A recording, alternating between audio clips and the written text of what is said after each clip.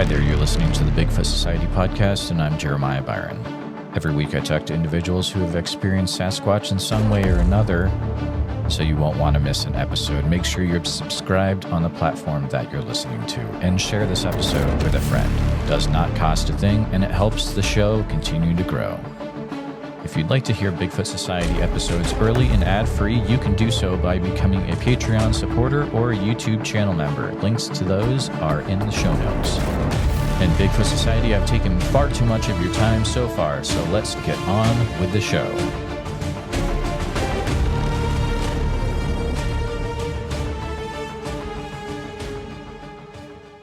Al Santariga, the Squatch Father, I would love to talk to you a little bit about Dogman. So you're not only just into Bigfoot, but you're also looking into Dogman in the state of New York. Can you tell my listeners, like, what is going on with Dogman in your state?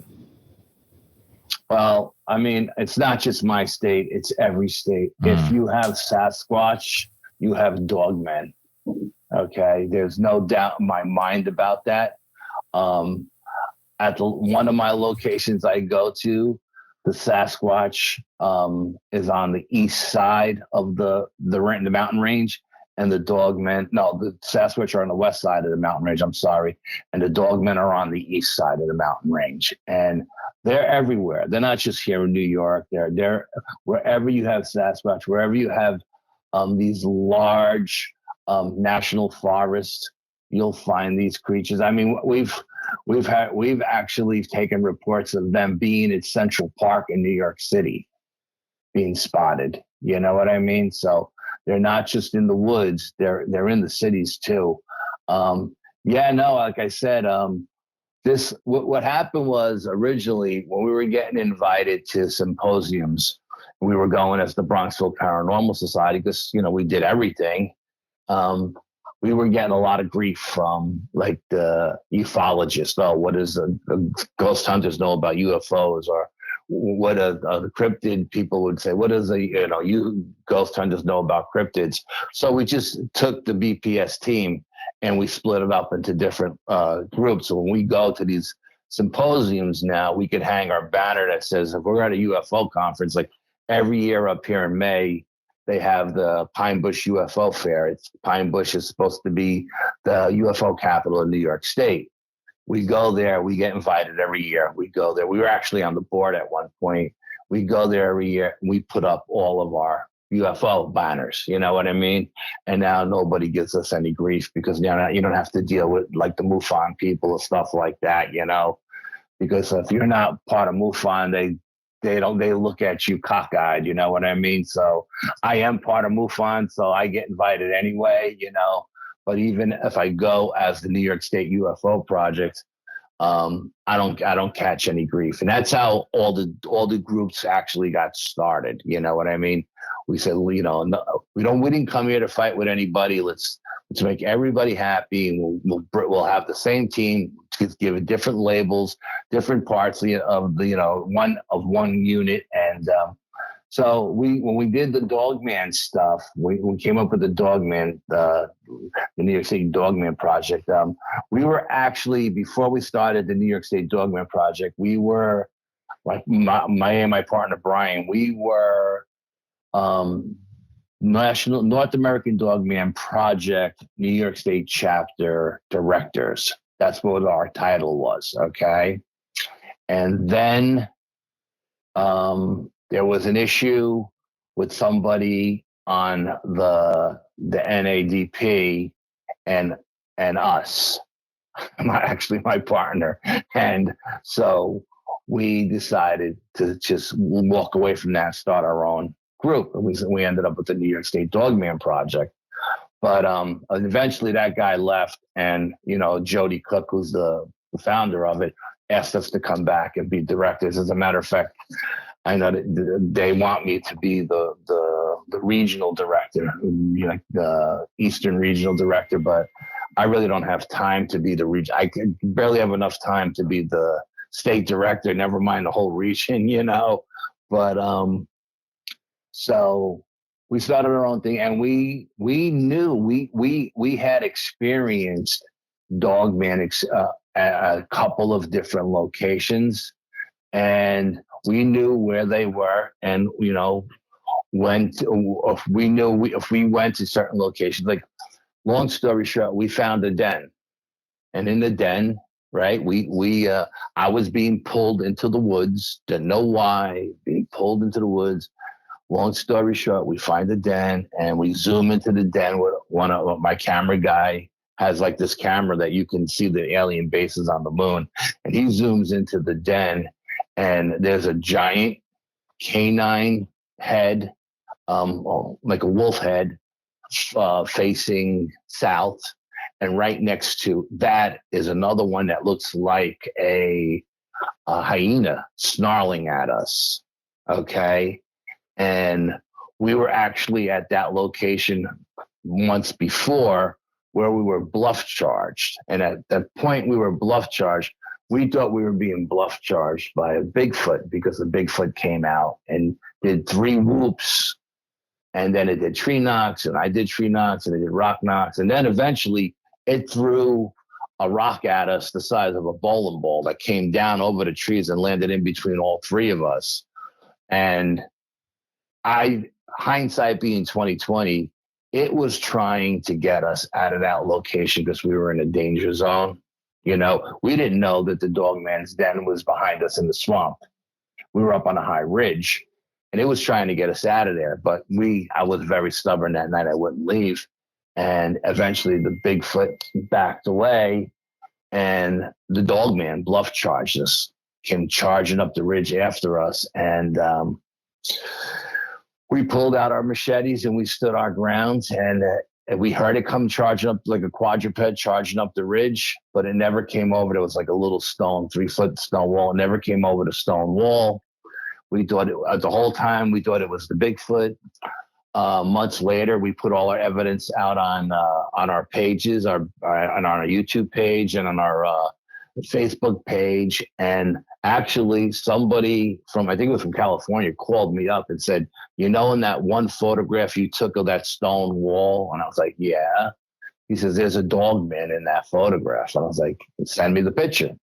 He sends me the picture. I thought it was photoshopped, right?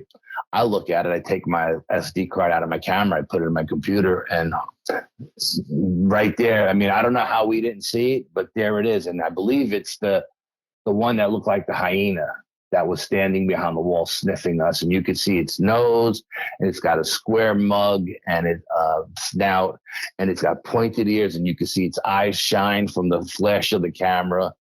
And then that same guy he called me up again. He said, hey, Al, you got a Bigfoot in that picture of you guys at the meadow, which we had moved out of that location at one point and moved to another location. We were doing 3 different locations that night. And he said, you got a Bigfoot underneath the tree at the meadow. And I was like, what are you talking about? And he sent it to me again. I thought it was photoshopped. And again, I put the SD card in there, and there, in the shadows of the photo, underneath this one little red oak maple tree, the only tree that has leaves on it, right, is this giant Sasquatch head. And you can see it's like leaning on its belly, and it's on its forearms, and it's watching us. Now, I don't know if it was watching us because what we were doing, there was a lot of stuff going on in the meadow, and it's way too much to get into now. But if it was watching us because of all the activity we had going on, or if it was just hanging around to make sure those 2 Dogmen didn't come out of that den and shred us, But I think the reason why that one Dogman chose not to come over that wall was because all 3 of us did have 18-inch machetes. You know what I mean? And I believe the Dogman and the Bigfoot as well respect the long blade more than the gun, because they've been on this planet for a millennium. They've probably dealt with man for thousands of years and seen what swords and spears and long knives can do to each other, to them as well, So Yeah, I think it was those long blades that stopped, and I think it was because we were set up in like a triangle formation with me at the front. And I got to be brutally honest with you, when I heard this thing coming up the ridge, and that you could hear the bipedal because it was in the fall, and there was a lot of leaf litter, and you could hear all four legs hitting the ground, jump, running, coming up. I thought, not that I thought it was the Bigfoot charging us. I thought it was either a black bear or a mountain lion. And I said, oh my God, this mountain lion is going to come over this wall. And I'm going to be the first person it sees. I'm going to have to sacrifice my left arm and stab it with my machete. You know what I mean? And, but nothing came over the wall. But the crazy thing is we never heard it leave either. You know, as loud as it was coming up the ridge, it never made a sound leaving. So I don't know where it went, but that's another experience that goes on. That's a long experience. Had so much stuff involved in that one. If I tell you everything that happened on that night, it would blow your mind.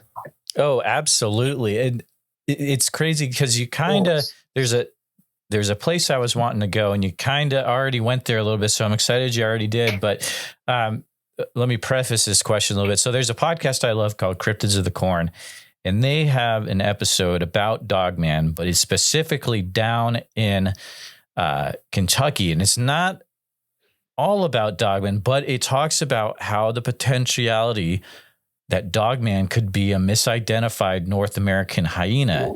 And you kind of brought up that what you saw looked like a hyena in that sighting.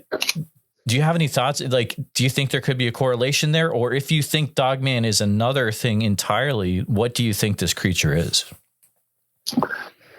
I believe there are a couple of different misidentifications. I believe there is a creature that is wolf-like, that can go bipedal, that is flesh and blood.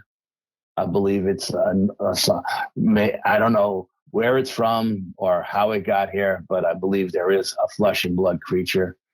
All of the world-renowned psychics that I have met over the years at all the symposiums, whenever I get to sit down at a table with one of these psychics, I have to pick their brains. And one of the first questions I always ask them is, what's your opinion on Dogman? And they always tell me, interdimensional being. That's what they tell me, interdimensional being. Now, I believe there are dogmen that are interdimensional beings. But then there are people who say that dogmen come in their house and this and that and the other thing. And I think the creatures that they're seeing that are actually coming into these people's homes and scaring them and threatening them and are demonic creatures that are using their fear of the dogman to get that adrenaline, you know what I mean? That's the rush from them to feed off of that fear, you know what I mean? I don't believe that even if the dogman is interdimensional and it can go from our dimension to another realm, I don't think necessarily it's using that ability to pop in and out of people's homes, you know? I've heard too many stories where, hey, we just rip the door off of hinges and shred everybody in the house. They're not popping in and out. You know, now I've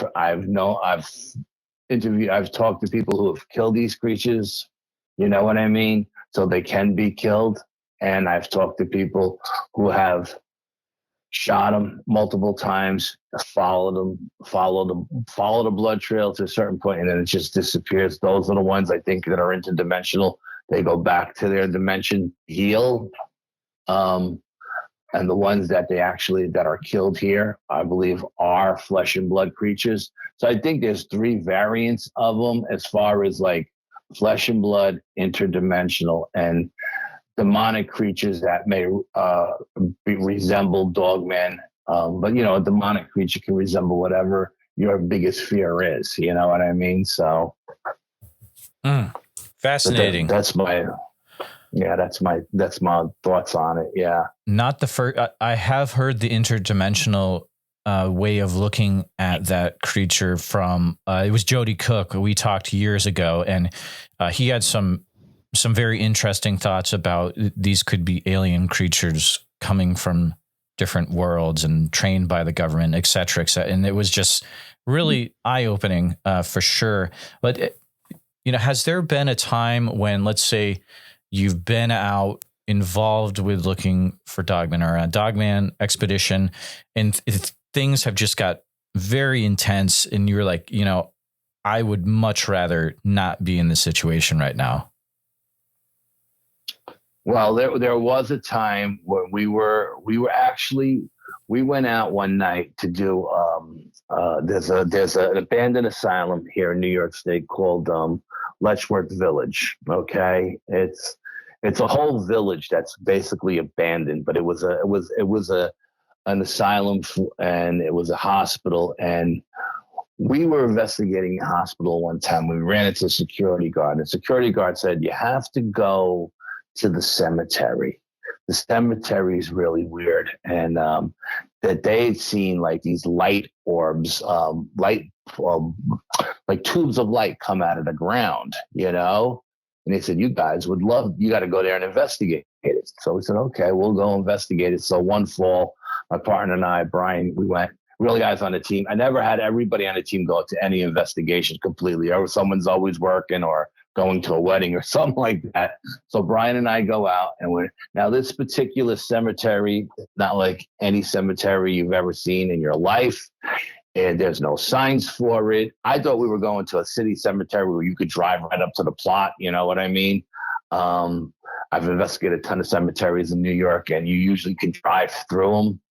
But we pull into this location. It's just like a dirt parking lot. We pull in there and we go in, and with the cemetery, there's a giant stone, monument to all the people who are buried there with their names on it, because there are no headstones there.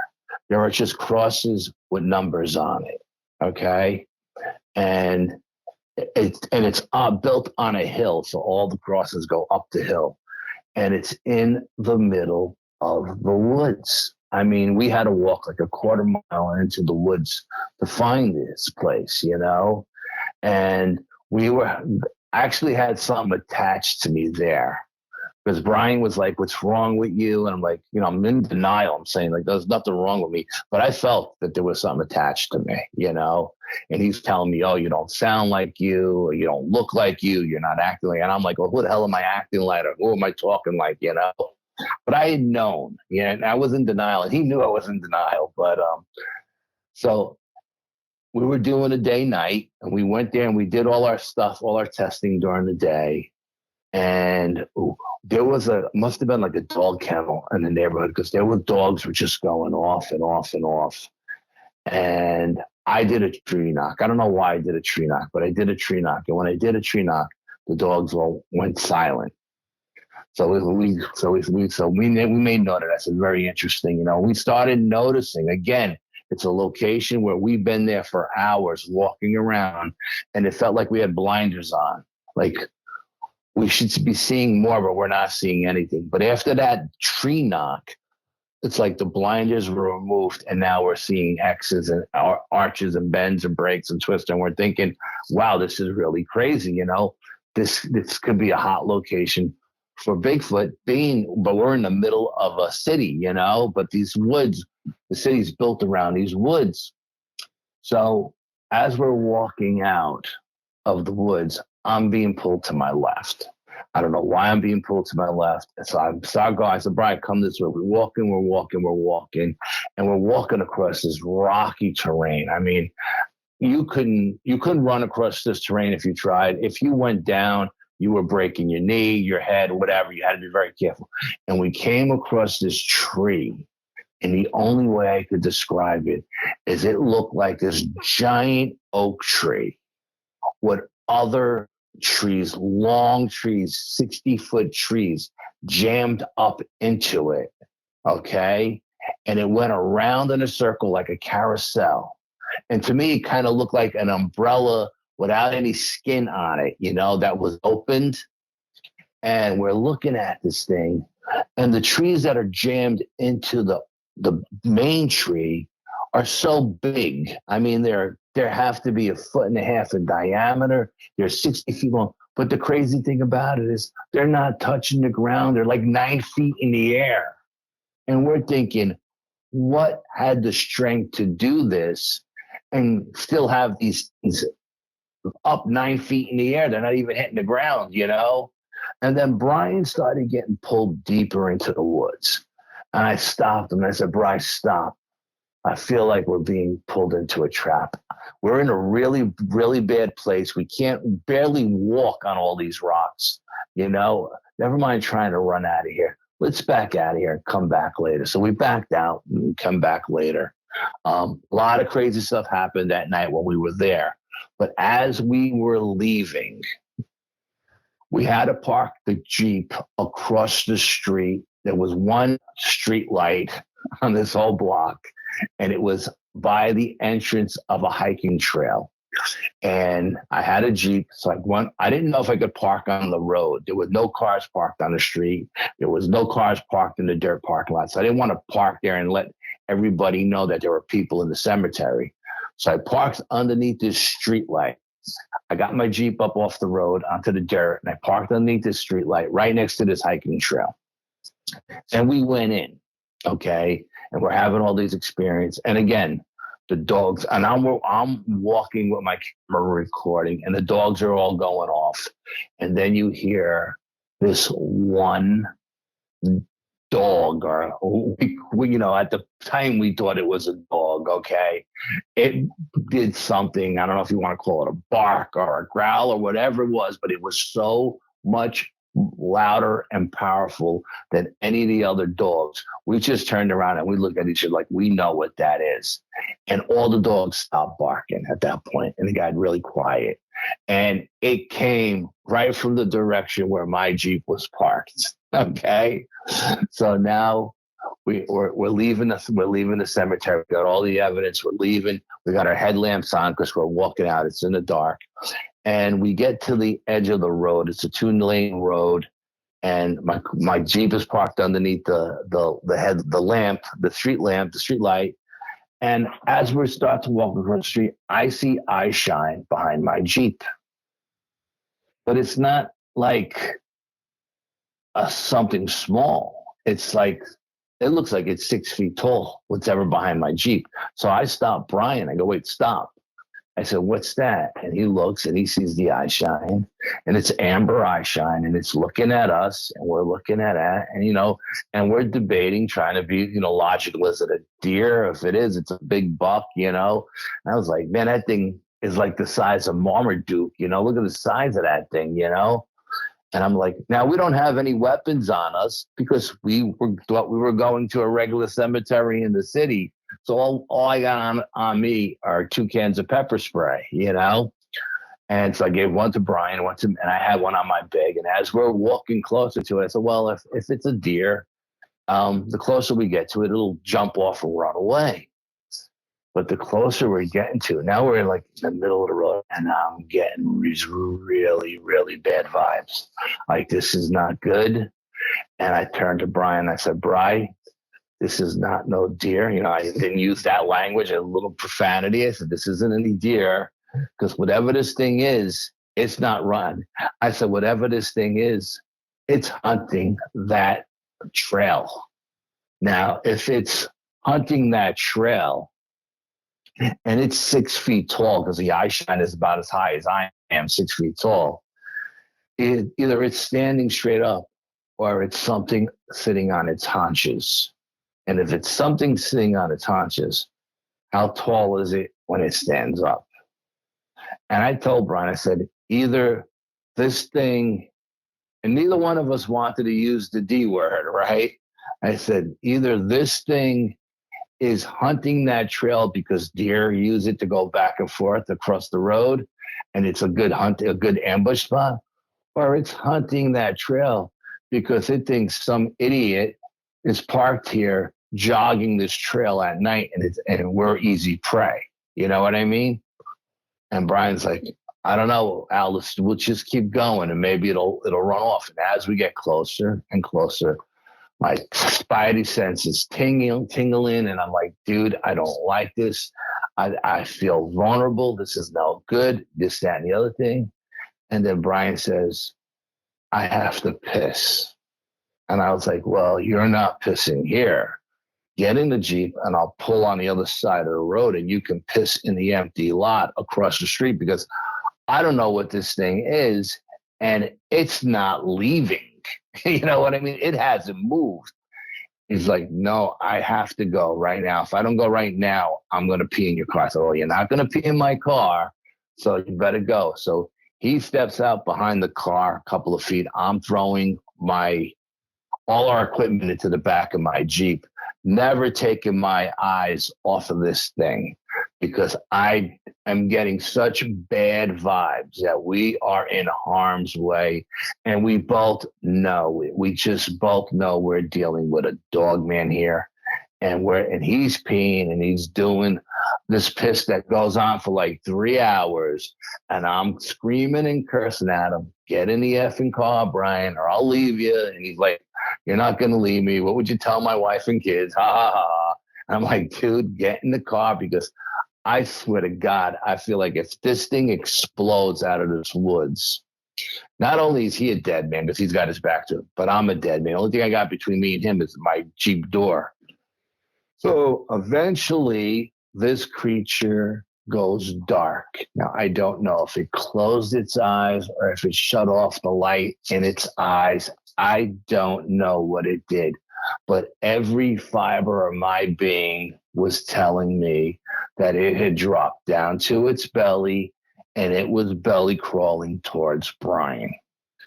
I jumped in the Jeep and I backed the Jeep up as close as I can to him without hitting him or the tree. And I swing my passenger side door open to put it in between him and this creature. Because that's the only thing that is going to stop this creature from grabbing him and ripping him to shreds is that door. And at some point during his 20-minute piss, he got the goosebumps from head to toe that he was in harm's way. And he said, okay, now it's time to go. And he jumped in that truck and I did a Dukes of Hazzard 360 out of there. And I couldn't get out of there fast enough, kicking up dirt. And I don't know how close we came to being killed that night, but I'm going to say we came pretty damn close, considering we didn't have any weapons to defend ourselves. That's intense, man. That could have ended a whole different way. Wow. Yeah. Scariest thing is that you said it's in the middle of a city town where it's unexpected. Yeah, there's like a little neighborhood built right across the street. But like I said, you can't see the neighborhood from the cemetery because you're still a quarter mile away in the woods, and there's nothing but woods around you, and and I think it was that Dogman that made that structure because I had never seen anything quite like that in my life. And it was just the most craziest looking structure you ever seen. It really was. And I believe, and this is just one man's opinion, I believe that Dogman seen that Jeep and said, oh, easy prey. Someone is hiking this trail and it's at night. And he said, I'm just going to sit here for whoever this idiot is to come running down the trail, and I'm going to grab him and drag him away, and no one will ever find him. But we didn't come down the trail. We didn't go up the trail. We came from across the street, and its eye shine gave it away, because you couldn't see it in the book, even though it was the fall. It blended into the shrubs and everything. You couldn't see it, and I'm telling you, when that thing went dark, and I could no longer see its eyes, every alarm in my brain was going off. Time to leave. I couldn't get Brian to get in the car. I just wanted to put that road and my car between him and that creature while he went and urinated. You know what I mean? Yeah. But he wouldn't. He said he couldn't make it across the street. How long was it going to take us to get across the street? 5 seconds, 10 seconds? He couldn't make it, he said. And I was like, dude, you're going to get us both killed, Right. Oh, man, that would have been terrible.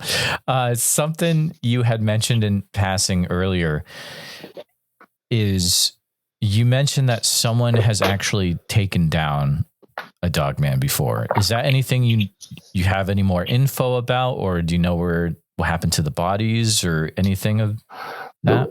From what I understand, that's a couple of different people that I know that I've spoken to that did it.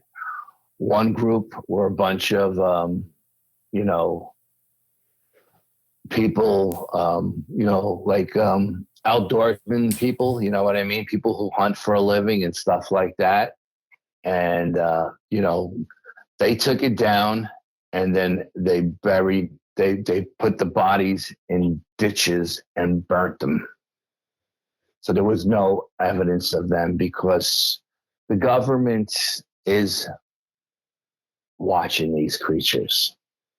I had how do I put this? I had a Men in Black experience over my Dogman investigations.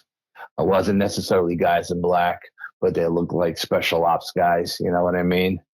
And they knew everything about me and Brian and our groups and we held 2 meetings, one downstate, one upstate, and everything about everything. And they threatened me with stuff that was so vile that I was like, listen, keep me out of the woods for 2 years. I didn't go back in the woods, but they do monitor these creatures, so, yeah, I mean, the second group were Native Americans that I know. There's a Iroquois museum not far from my house.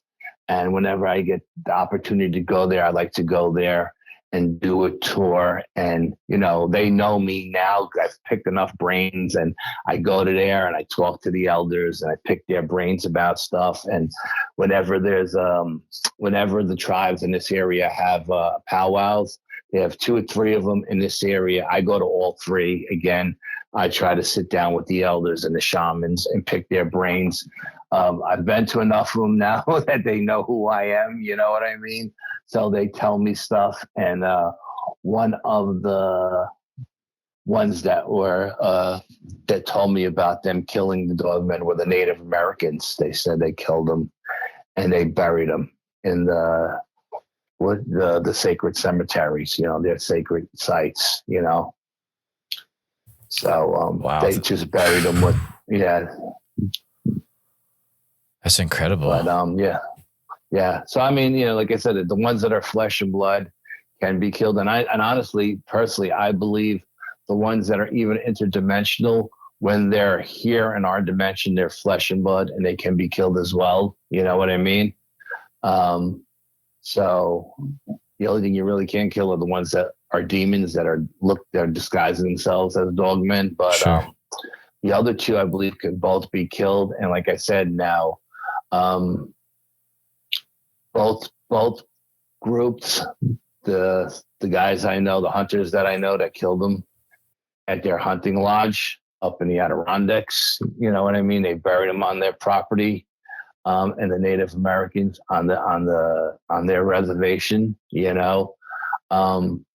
both groups, the ones that they burnt and buried the bones because no one wants to deal with any concussions from the government, So I don't know what the government has to do with these creatures or what they're, what's going on, why they're monitoring them or what they're monitoring, but no one wants to deal with the government when it comes to this stuff because believe me, they don't play games. They don't play games. When I had my experience, I felt like I was going to get whacked that day.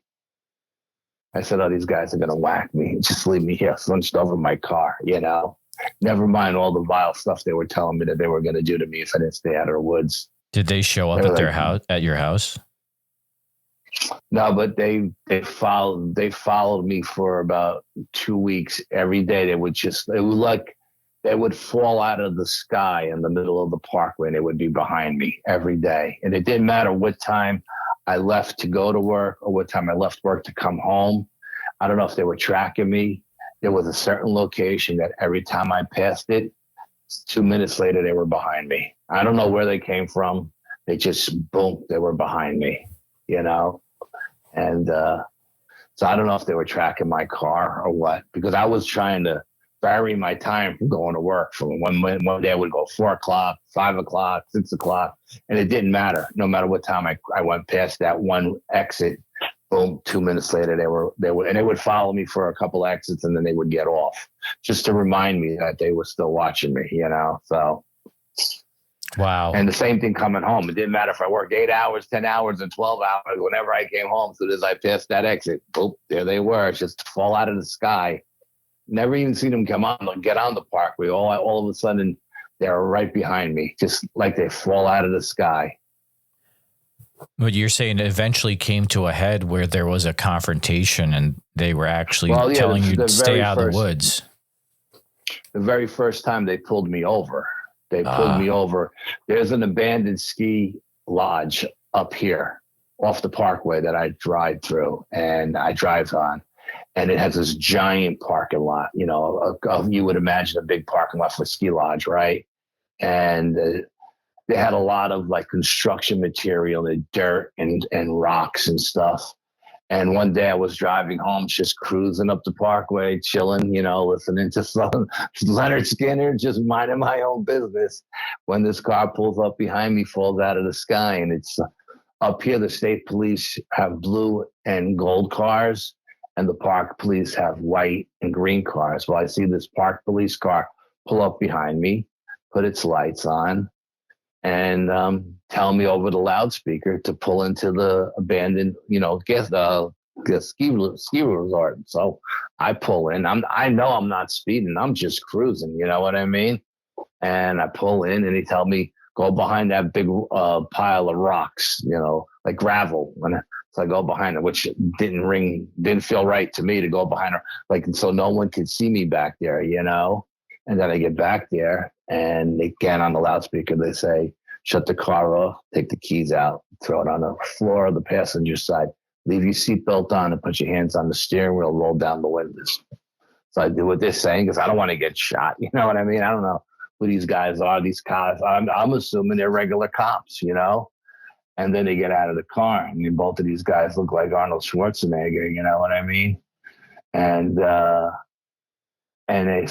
one guy pulls out a little black book, and he starts reading off all this stuff about me, and he's screaming at me. You know, you think you know what you're dealing with. You have no clue what you're dealing with. Stay out of our woods. And I was actually researching a certain location at that time because I had just seen a Dogman at that location. You know, so I was researching that area, and then the other guy starts screaming, and they're both screaming at me from both sides of the car. But neither one of them came close enough to put their hands on the car. I said, if they put their hands on the roof, like maybe I can get their fingerprints, you know? And then I said, well, let me see some ID because you guys are in plain clothes. The guy goes, you want to see ID? I go, yeah, I want to see ID. And he showed me his gun. He goes, this is my ID. I said, okay, that's good. That's good enough for me, you know? And then the other guy actually pulled out a badge, but it was like the badge didn't match the car. It was like they pulled the badge off of a wall or something. You know what I mean? Like maybe a retiree cop or something. I don't know. Just nothing felt right. You know, it didn't feel right. The whole thing.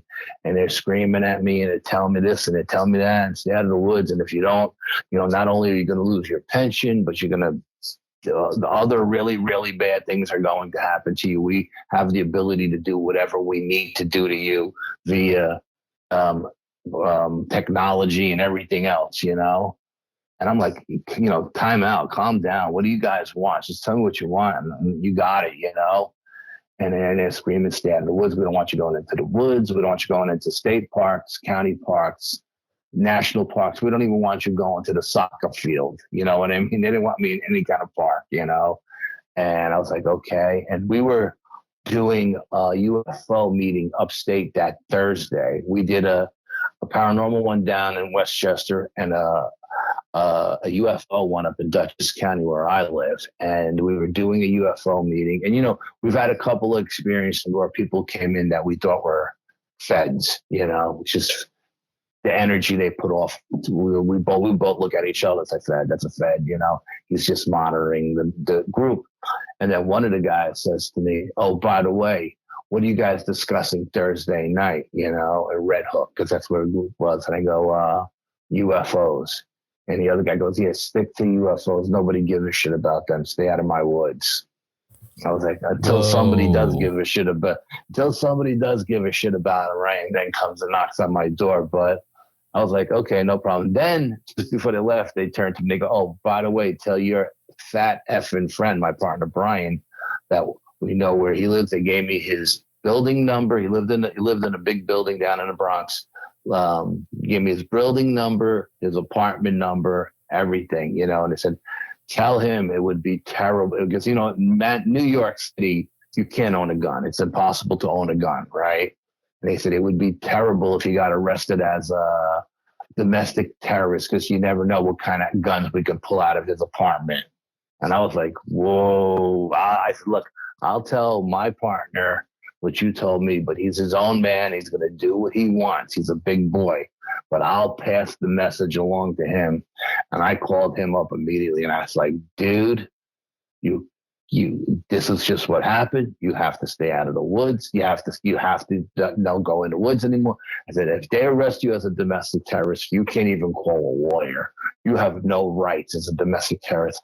God only knows what they'll say they pulled out of your apartment. They may come out in there with a bazooka. Who knows, And so he went out and he bought a 2-way camera for his car because he wanted to film him, if they pulled him over, But he didn't, we didn't do any more investigations in the woods. We started doing more CE5s and stuff like that. We stayed away from the woods for a couple of years because no one wanted to deal with that nonsense, Wow, but I'll tell you what they told me off air, but I won't say it on air. But yeah, no, it's fine. I'm glad you made it through there, and it sounds like you are going back into the woods again. So that is good, and hopefully nothing else comes out of that. I started going back in. 2 years ago, I think, again, when 2020, I think, or in 2021, I started going back in again. A couple of years had passed, you know what I mean? And I was like, okay, I think we're good. I think, I think what happened was I happened to see one of these creatures at the location. So I went, which was one of my locations that I used for squatching, okay? So I happened to see one of these creatures there. So I started investigating it. I think they were there investigating at the same time, and they seen me, and I was messing up their investigation. And they just wanted me out of there because they were in the middle of something and they didn't need some greenhorn like me, coming in and messing up their gig, So I think that's what that was all about. Because I haven't seen or heard. Yeah, I haven't seen. I've been back to that location a couple of times now, and again, found all kinds of Bigfoot footprints there, and a knee print, a fist print, all kinds of stuff. No more. I haven't seen any more Dogman evidence there, but I haven't seen anybody else there either. You know what I mean? So it's just been me. So. Oh, sure. Al Santariga, Squatchfather, this has been an incredible chat. I mean, you've been through some amazing things. So thank you so much for hanging out tonight, for chatting and sharing some things with my audience. But what are ways that people can keep up to date with all this incredible things you've got going on? You could just check out the Bronxville Paranormal Society on Facebook. We have a group page and we have a members page. The group, I do most of my posting in the group page. Brian does it on the other one. But we also update the New York City UFO Project, the Dogman Project, and the Bigfoot Project. I'm actually going out Friday the 13th. I'm going back out to do an investigation. There's going to be 1% of the moon out that night. So it should be an interesting night. And then I'm going back out on the 28th. There's going to be a full moon that night. So that should be interesting. And I want to compare how a full moon and a no moon, kind of energy it brings and what kind of evidence, we can collect. So it should be interesting. Absolutely. Yeah. I'm sure we'll be hearing from you in the future. Al, and thank you so much for coming on tonight. No problem.